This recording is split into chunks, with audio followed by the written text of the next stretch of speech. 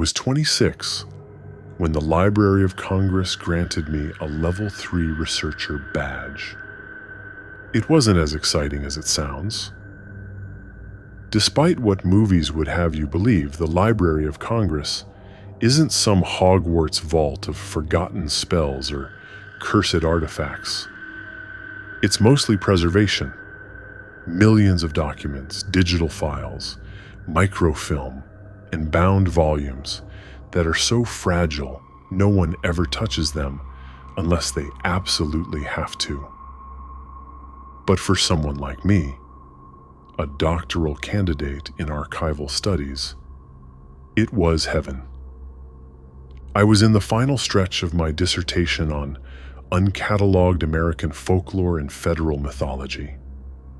That meant combing through private collections, state records, and anything that wasn't part of the public narrative.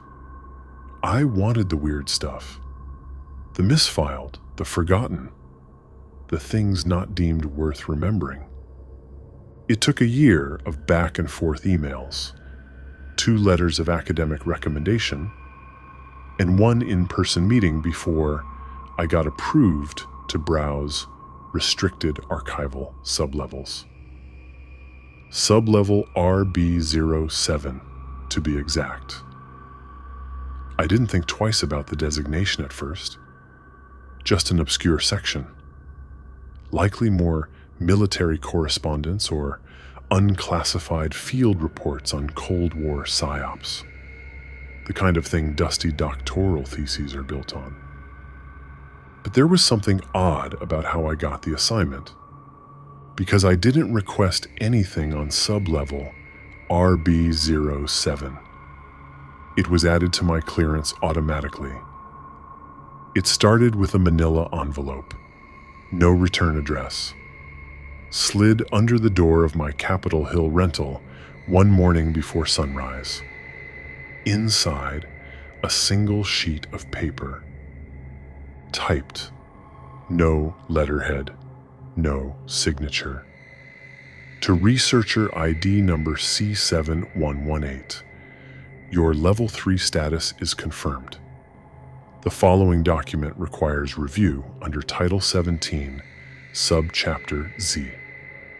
Location: Library of Congress, RB07. Accession code: 002-74-6R. Designation: the Federal Maintenance Handbook. Do not digitize, do not replicate. Do not discuss outside authorized personnel. I thought it was a prank at first. There is no subchapter Z under Title 17. I checked. That's the copyright section of the U.S. Code. And Z would imply something outside even those protections. Still, I was curious, so I showed up. The Library of Congress is massive. You could live in it for months and still get lost. Most tourists never make it past the Jefferson Building with its marble floors and gift shops, but the real archive lives beneath. You need multiple clearances to get into the sublevels. My badge worked, to my surprise. I was escorted down in silence by a man in a gray federal security uniform. No name tag. Didn't say a word to me. We took a lift 4 stories underground. When the doors opened, I expected a records room. Instead, I saw a corridor. Narrow. Unlit dry concrete and steel beams. There was only one door at the end, marked simply 002-74-6R. The man handed me a pair of latex gloves, a laminated instruction card, and a sealed plastic case. 1 hour, he said. Then he walked away. Inside the room was a single table, and on that table was a rulebook. Not a binder, not a file, A literal cloth-bound rule book. The kind you'd find in a 1960s janitor's closet or a Boy Scout troop locker. Stamped in fading gold letters across the cover. The Federal Maintenance Handbook, Revised Edition, 1959. It didn't make sense. Why would a maintenance guide be locked in an underground vault with federal security watching the clock? I opened it, and that's when I realized it wasn't about cleaning. It was about containment. The book wasn't thick, maybe 50 pages total. But the moment I turned the first page, something in the room shifted. It's hard to explain. Like the air pressure dropped or the silence deepened. The lights above me buzzed slightly louder. I know how that sounds, like paranoia. But the sensation was physical, not imagined. The rulebook had no introduction, no table of contents, just a title at the top of the first page. Section 1, Routine Maintenance Protocols, Federal Site 001. I skimmed the first few lines, expecting janitorial schedules or equipment checklists. Instead, I read this. Rule 1. Sweep floors at 6 a.m. and 6 p.m. local time. Always begin with the southeast quadrant. The dust will return if you don't. Rule 2. If the fluorescent lights begin to dim one at a time, calmly proceed to the farthest wall and press your palm to the blank plaque. Wait until you hear knocking, then return to your duties. Rule 3. Never acknowledge a patron you don't remember entering. They are not lost. They are returning. Rule 4. If you hear the humming behind the north wall, do not acknowledge it. I paused. Was this a joke? Some elaborate experiment?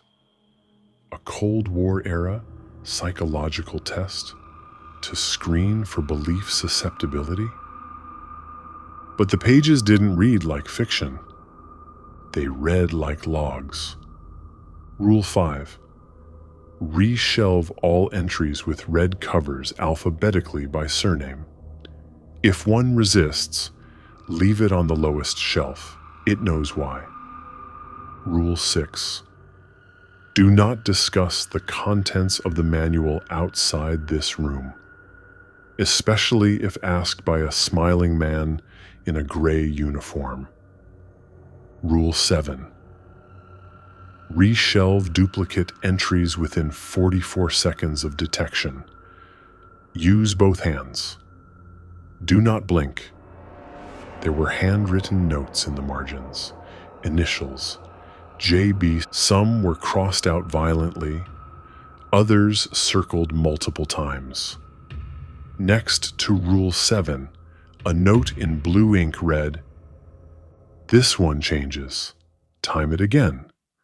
Last week it was 47 seconds.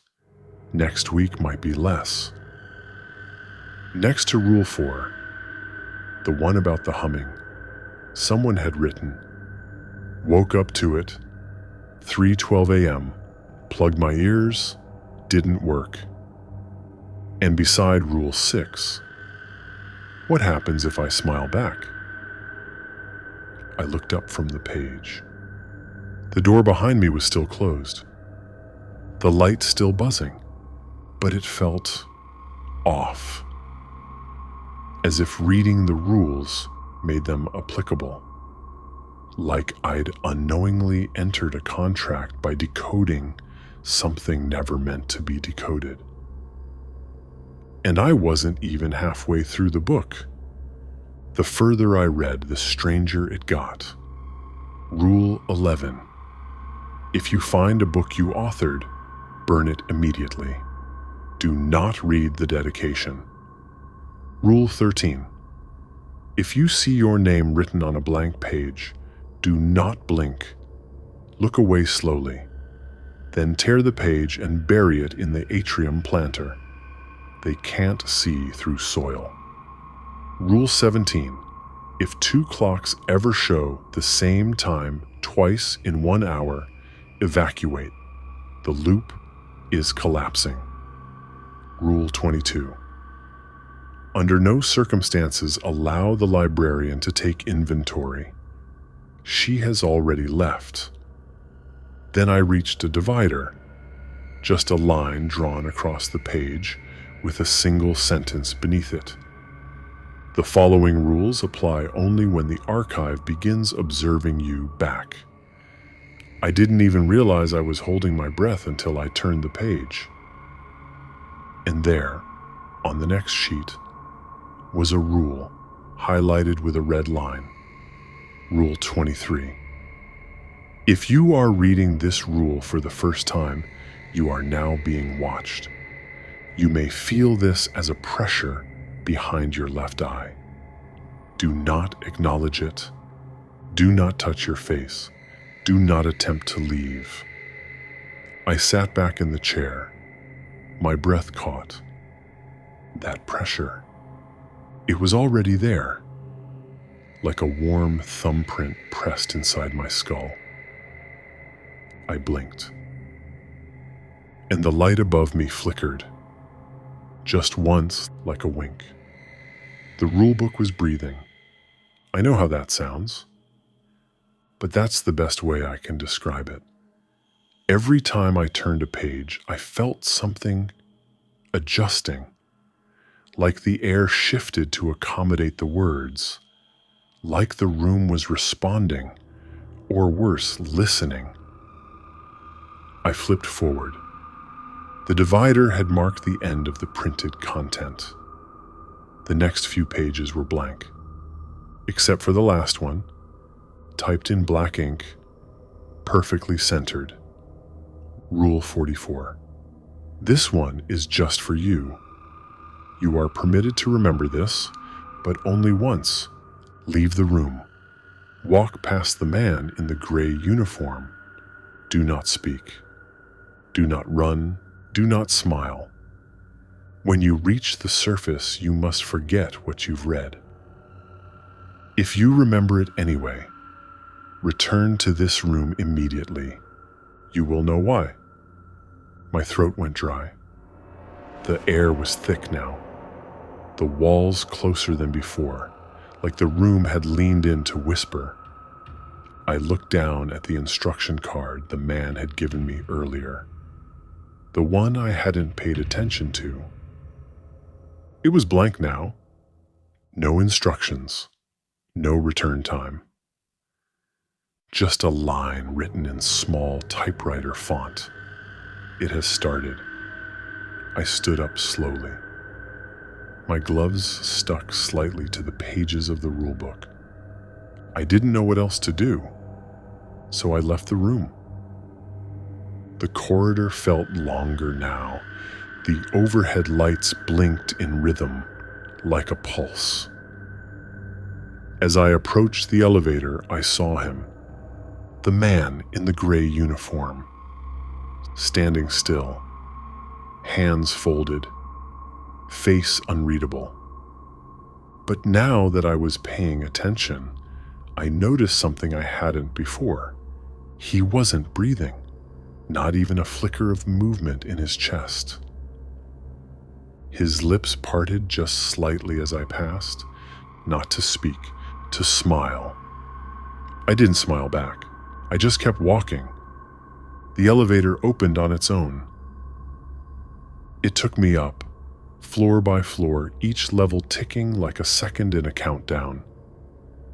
When I reached the surface lobby, I expected something strange, otherworldly. Instead, it was normal, too normal. Tourists chatting, security guards checking badges, a group of children walking past on a field trip. Except every single one of them looked at me. Just for a moment. just long enough for it to mean something. I left the building. I got on the metro. I walked back to my apartment in silence. I sat on the edge of my bed and stared at my reflection in the hallway mirror for almost an hour. And then I began to forget. It started with names. I couldn't remember what RB07 stood for. Couldn't recall the title of the rulebook. Couldn't even recall the man's face, only the color gray.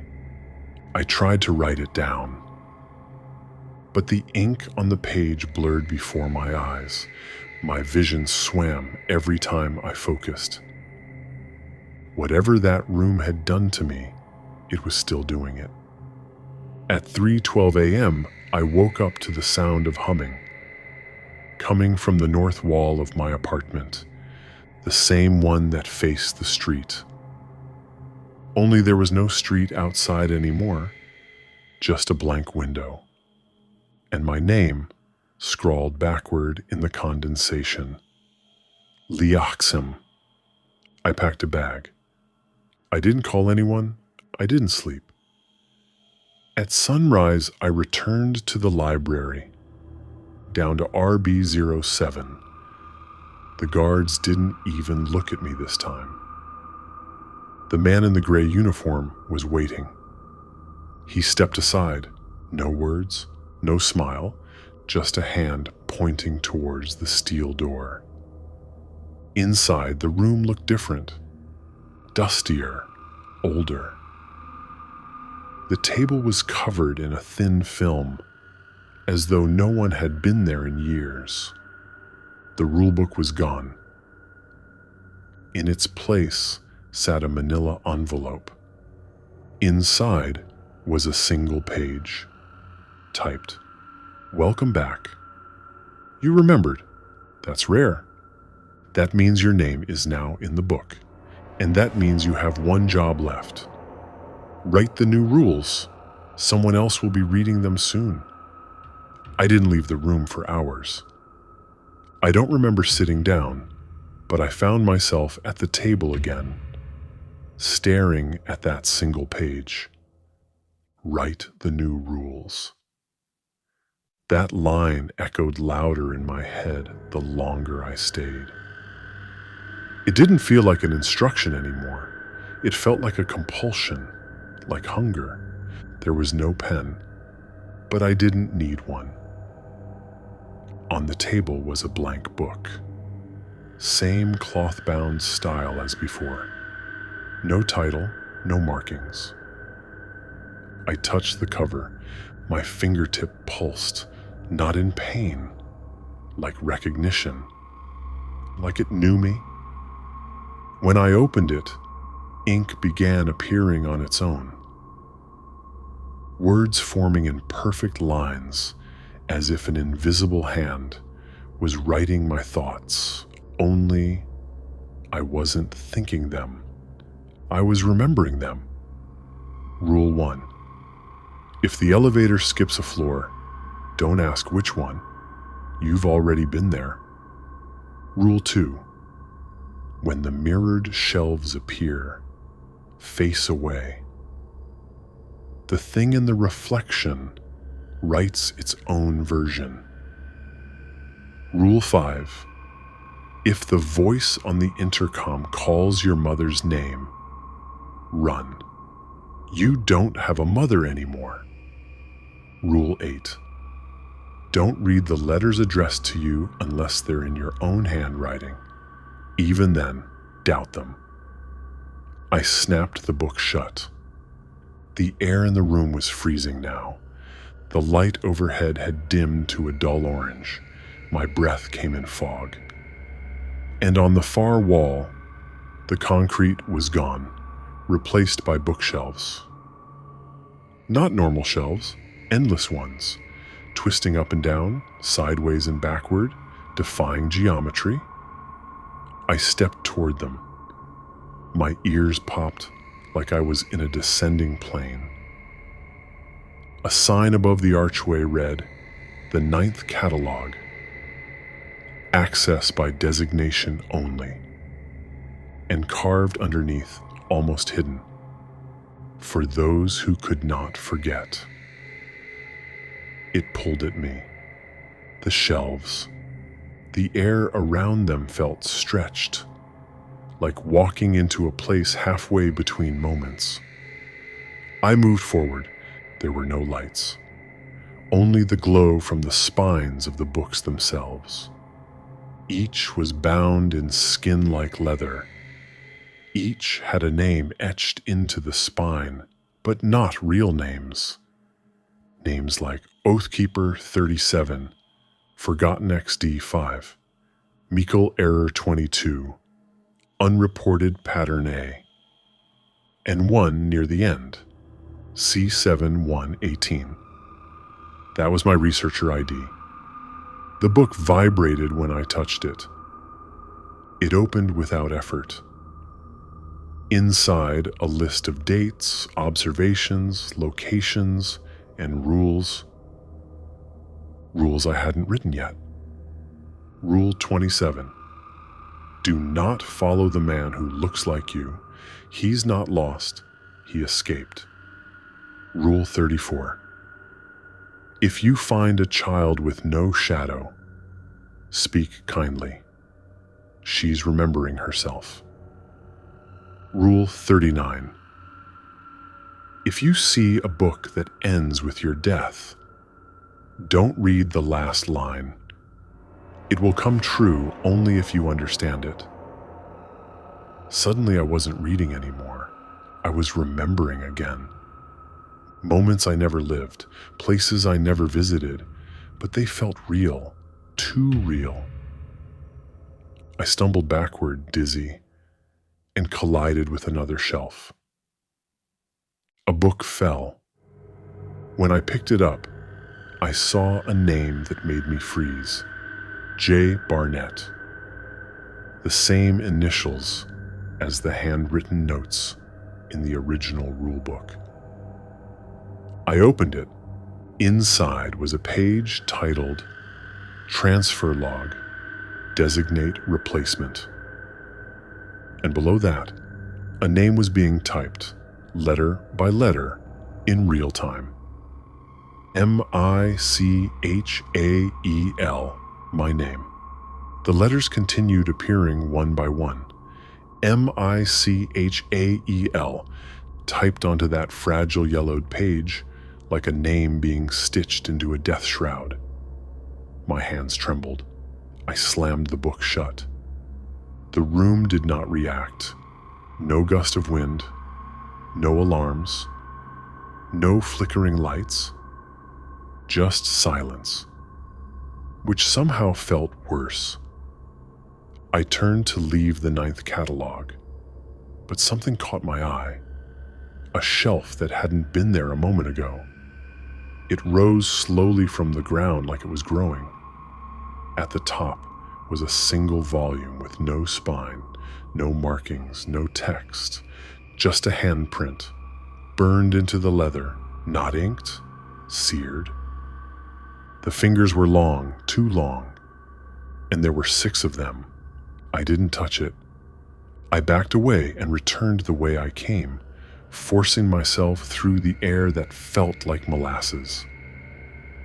As soon as I crossed the archway back into the RB07 room, the shelves vanished behind me, like they'd never existed. The table was empty now. The rulebook I'd written in, gone. The chair where I'd sat, still warm. Outside the room, the man in gray was still waiting. Same posture, same blank face. But now he held something, a clipboard, with a single line for me to sign. Transfer of custodianship, active. I didn't sign it. I ran. No one stopped me. No alarms, no closed doors. I made it all the way to the metro again, sat down shaking in my seat. All I wanted was to disappear, to forget what I saw, And for a while, I did. Days passed, then weeks. I started a new job, abandoned my dissertation, changed my number, blocked the university, burned every notebook that had the library's name in it. I thought I was free. Until the dreams started. They always began the same way. I'm back in RB07, only now it's wider. The walls are further away. The lights are dimmer. And I'm not alone. There's a figure at the far end of the room, no face, just a robe of torn paper and a body made of stacked books. And it whispers the same thing every time. You didn't finish writing the rules. Then I wake up. Every time I find something beside me. First it was a page from the rulebook, then a shelf label from the 9th catalog. Last week it was my researcher badge, the one I shredded and flushed. But the worst was yesterday, because when I woke up, there was a new rule typed into my bathroom mirror, not written in marker, burned into the glass. Rule 53. If the mirror gives you back a face you don't recognize, leave the room immediately. The reflection is choosing. I haven't looked in a mirror in 3 days. Every time I try, it's not my face I see. Same shape, same mouth, but the eyes aren't mine. They look older, hungrier, like something that remembers being someone else. I smashed my bathroom mirror with a hammer. That didn't help. The shards kept showing the same face in every fragment. That night, the manila envelope came back. It was waiting on my pillow. Inside, just another typed page. Rule 56. If you destroy your reflection, it will rebuild itself using memory and nearby structure.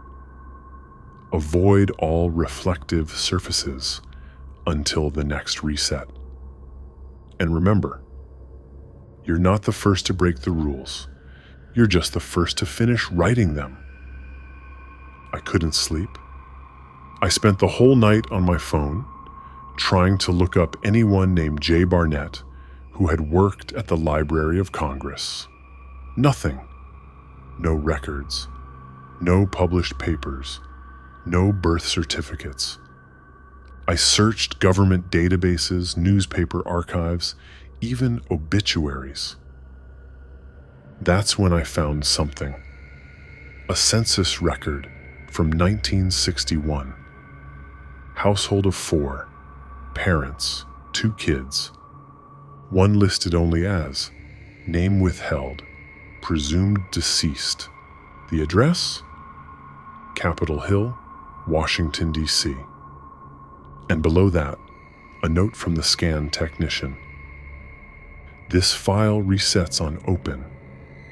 Viewing time must be under 44 seconds. My chest went cold. 44 seconds, just like the rule in the book. Rule 7. Reshelve duplicate entries within 44 seconds of detection. Do not blink. But this wasn't a duplicate file.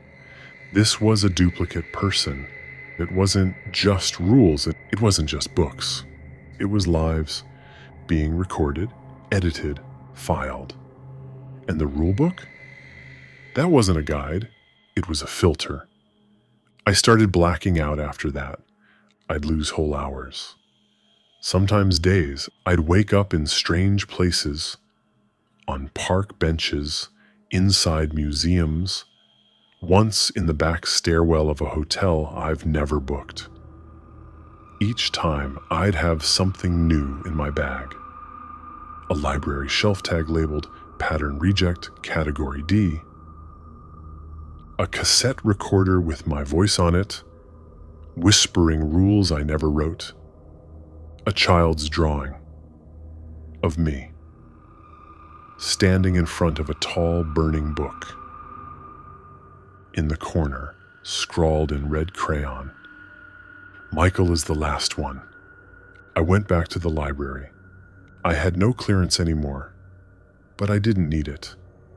No guards stopped me. No alarms triggered. It was like I'd never left. The elevator to RB07 opened before I pressed a button. Inside, the light was blood red, like the bulb had been soaked in memory. The room below was ruined. No table, no chair, just ashes on the floor and the remains of books half burned, half melted. The concrete had cracked open, exposing more of the 9th catalog. Only now it had grown. The shelves moved. I saw them breathe. There was something waiting on the floor where the old rulebook once sat. A new book, wrapped in black leather, bound shut with thin wire, its cover still hot. Stamped on the front in shaking gold letters, "The Final Rules." And underneath, by Michael R. C7 118. The book didn't have a lock. It had something worse: intention. I didn't open it, I didn't try to, but the wire unraveled by itself the moment I touched it, like it had been waiting. The cover lifted as if inhaling. The heat from the leather seeped into my fingertips and up my arms like static. Inside was not text. Not at first, just images. Burnt photographs, scorched ID badges, census logs, birth records, death predictions, pages stitched from paper I knew hadn't existed in my world, things written in typefaces that shifted the longer I stared at them. Every entry began the same way. Pattern unresolved, loop designation, redacted, subject identified, rule sequence incomplete, manual custodian required. There were hundreds, thousands. Each subject was a person, their entire existence outlined through fragments. Most ended abruptly. Disappeared mid-rule. Memory integrity failed. Tried to break sequence. Rewritten. Became librarian. Failed containment. Survived all rules. Chose silence, still screaming. Then I found the page with my name. Not just Michael R. My full name, birth date, research ID, where I grew up, every lie I've told, every secret I've buried. It was all there. But most terrifying, there were entries from lives I hadn't lived. One where I was born in Oregon and drowned in a frozen lake. One where I never went to grad school, but died in a printing press accident. One where I never existed, just flickered into the system for 2 seconds, long enough to be cataloged. These weren't alternate timelines. They were test drafts, and the rulebook wasn't protecting reality. It was curating it. I closed the book. Everything went silent. Not quiet, silent. Like the air itself had paused. And then I heard something new. A voice right behind me. "You lasted longer than the others. You wrote clearly. But you're not the final one. Not yet." I turned. No one was there. Only the shelves. Shifting, making space. I stumbled backward and felt the edge of a different book brush my shoulder. A shelf lit up. A new title appeared as ink bled onto the spine. in real time, pending subject, unknown designation, waiting for choice. And below it, my reflection, not on glass, on paper. The page shimmered like mercury, and my reflection inside smiled. Not me, something wearing me. Another rule appeared in my handwriting across the inside cover, Rule 64. If you meet your reflection before the final page, tear it out. If you don't, it gets to write the ending. I should have torn the page. I should have done it the moment I saw my reflection grin. But I hesitated, and that was enough. The paper rippled like water. My reflection stepped out of it. Not a copy, not a ghost.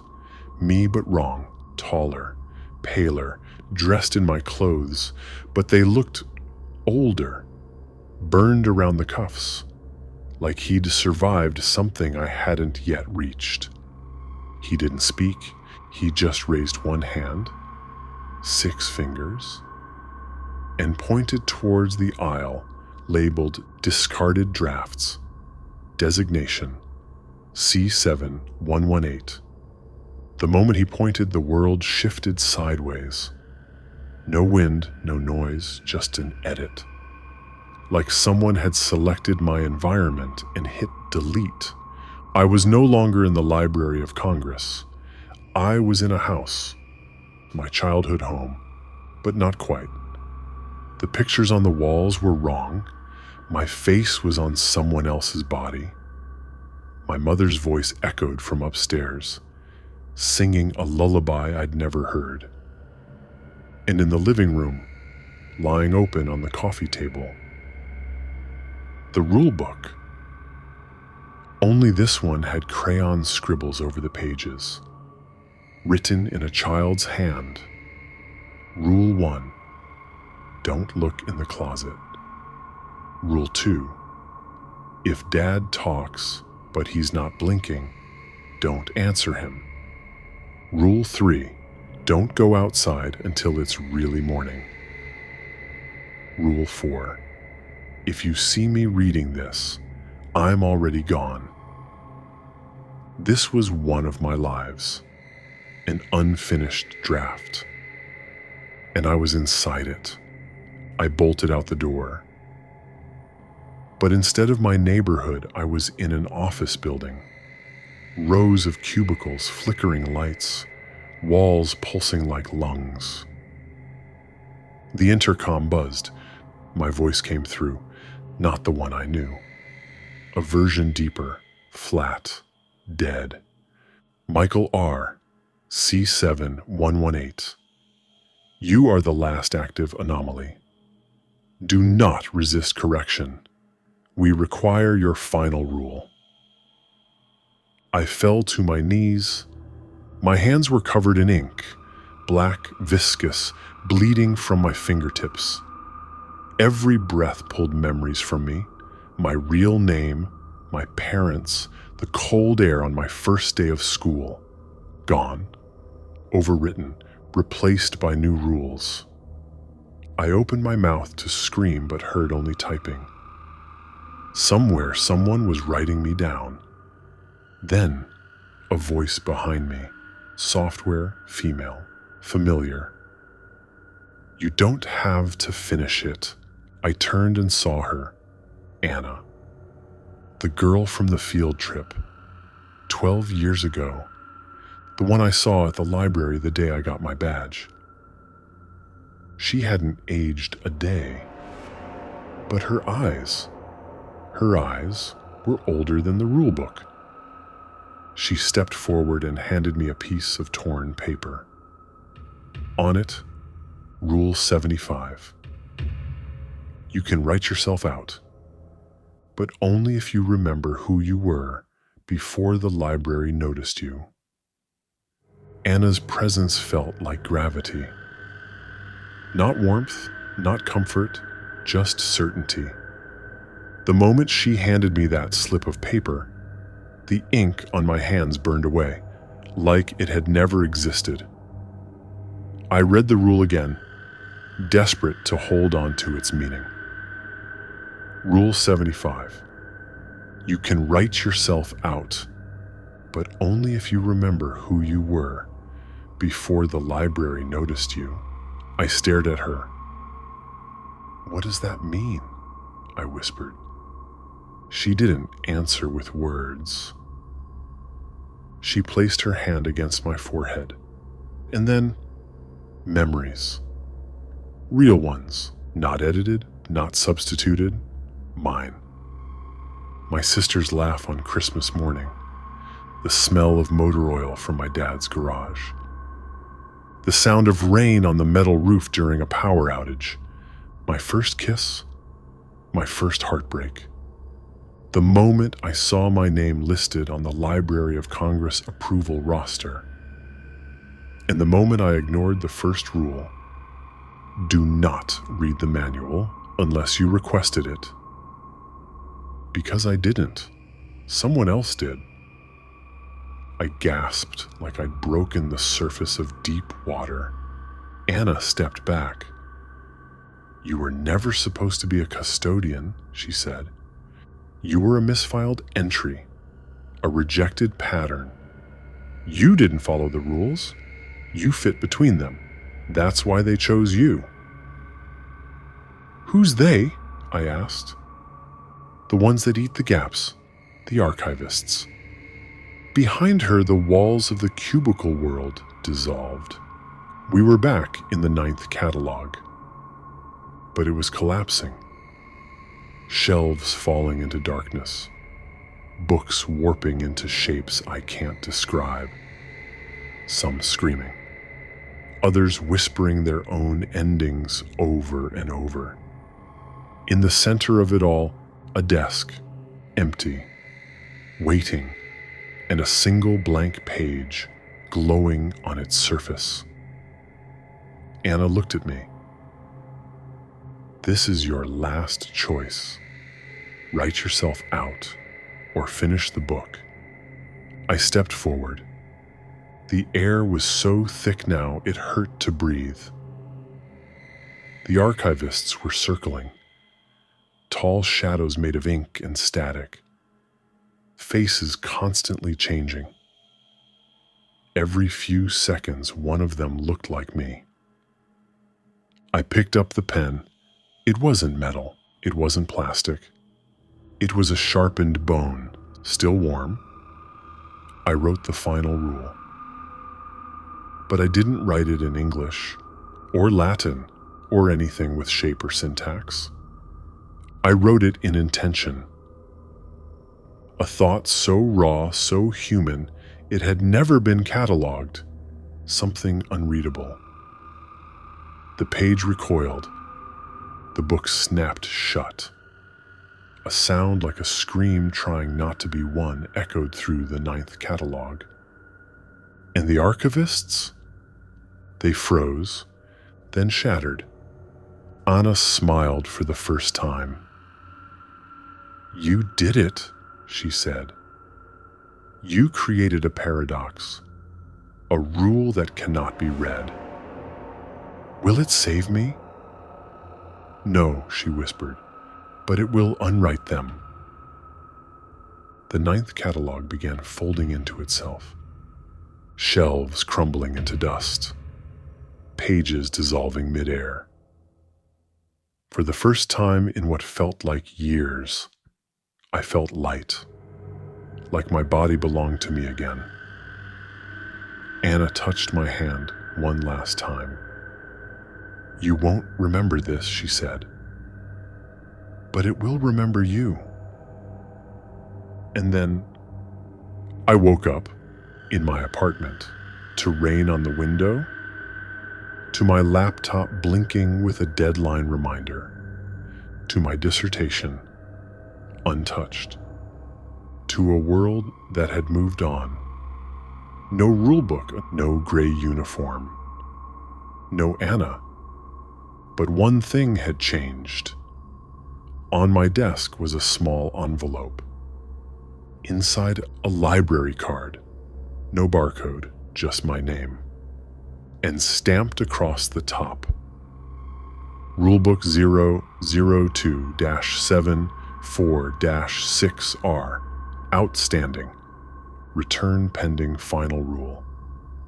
Life felt normal again, almost. I went back to work.